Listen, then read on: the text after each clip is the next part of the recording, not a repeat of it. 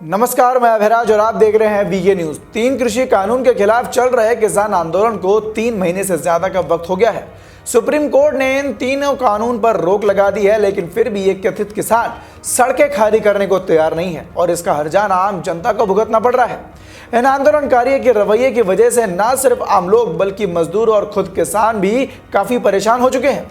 मजदूरों के सामने तो भूखे मरने की नौबत तक आ गई है, क्योंकि मेरे को काम बिल्कुल जब से लॉकडाउन लगा ना किसान आंदोलन का, जब से मेरे को काम बिल्कुल ढीला पड़ गया बिल्कुल।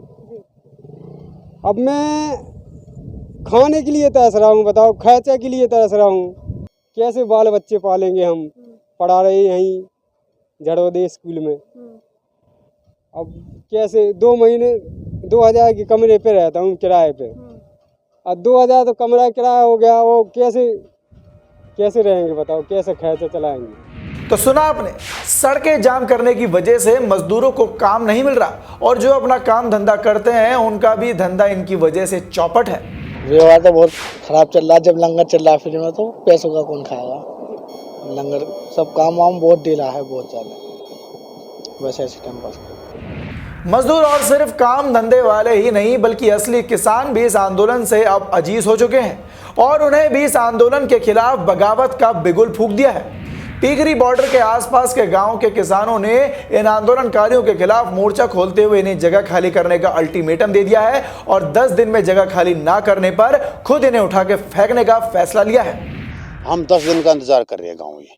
जो दिन गाँव के इकट्ठे हुए दिन 10 दिन का नाम लिया, 10 दिन में क्या तो गवर्नमेंट कुछ करती नहीं, तो हम जाके खाली करवाएंगे इसको। जो भी होगा फिर देखा जाएगा। उससे वैसे ही मरने हैं काम, हम बच्चे सब कुछ बंद हो गया तो करेंगे क्या? और फिर बाजार नहीं जा सकते हम, क्या करें? फिर खाद चाहिए तो कहाँ से लाएं खाद? तो देखा आपने, बहादुरगढ़ से सटे दिल्ली के सीमावर्ती गांव के लोगों का सब्र का बांध टूटने लगा है। बहादुरगढ़ बॉर्डर पर आवाजाही बंद होने की वजह से ये लोग काफी परेशान हो गए हैं और इन आंदोलनकारियों के खिलाफ इन्होंने मोर्चा खोल दिया है। यहाँ के 4 गांव के लोगों ने सड़क पर उतरकर 1 मार्च को प्रदर्शन भी किया और प्रशासन को 10 दिन का अल्टीमेटम देकर जगह खाली करने की अपील की। उसके बाद इन्होंने खुद सड़क पर उतरकर हाईवे खाली कराने का ऐलान कर दिया है।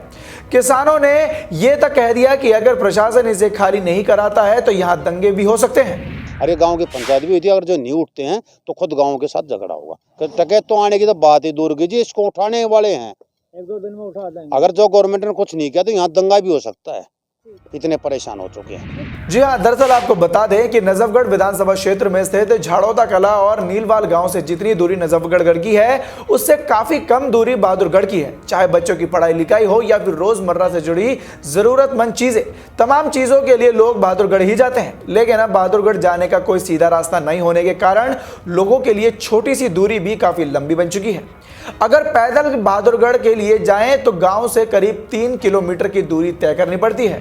ग्रामीणों का कहना है कि बहादुरगढ़ मेन रोड पर यातायात बंद होने के कारण अब हरियाणा व दिल्ली के बीच आवागमन के लिए लोगों को खेतों के बीच से गुजरना पड़ता है और उन रास्तों का इस्तेमाल करना पड़ता है। इतना ही नहीं, भारी वाहन इनके गांव से होकर गुजर रहे हैं, जिसकी वजह से धूल एक बड़ी समस्या बन गई है।